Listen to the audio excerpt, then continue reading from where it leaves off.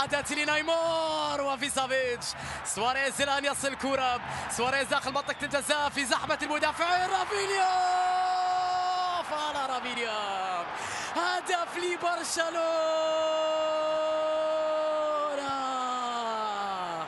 جول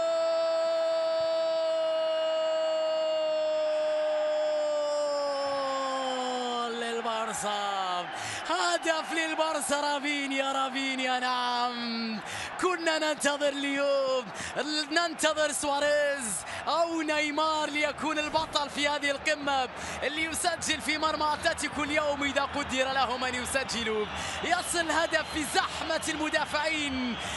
رافينيا هو الحل، ليست صعبة حالة رافينيا في زحمة مدافعي أتلتيكو مدريد. خطفها، ضربهم، قتلهم، سجل في مرماهم وأذاقهم المر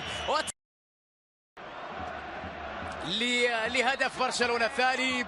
وهذه محاولة لأتلتيكو بالراس والتعادل. يا جودين، يا جودين، يا جودين، يا جودين، موعد آخر مع الفرح يا جودين. هدف التعادل لأتلتيكو مدريد. عودة إلى القمة مرة أخرى عاليا، يرتقي دائما عاليا دييغو جودين، مسجلا كثيرا ما كان مسجلا من كرات ثابتة، متألقا كثيرا ما كان متألقا في المباريات الكبيرة. الله على كوكي وجودين بالراس، لعبها كوكي واكدها جودين. كوكيز الآن هدف لمصلحة فريق أتلتيكو مدريد، عودة مهمة إلى المباراة. بالكاد لمسها على الكرة وردت فعالية تير شتيجن. نزليو دفاع،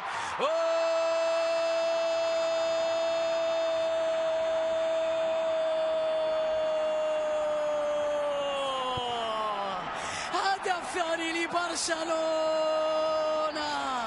ليو من جديد، ليو ينقذ برشلونة من جديد بعد هفوة في دفاع أتلتيكو مدريد. عندك ليو، لا خوف عليكم، لا خوف عليكم. ليو موجود. شوفوا الكرة اللي كان فيها هفوة من الدفاع، اللمسة من جانب راكيتيتش، نفس وضعية الهدف الأول. تركوه، نسوه ونسوا أنه ليو على مرتين. لا خوف عليكم. ميسي يسجل لبرشلونة، ميسي لديكم، لا خوف عليكم. ليو لإنقاذ برشلونة.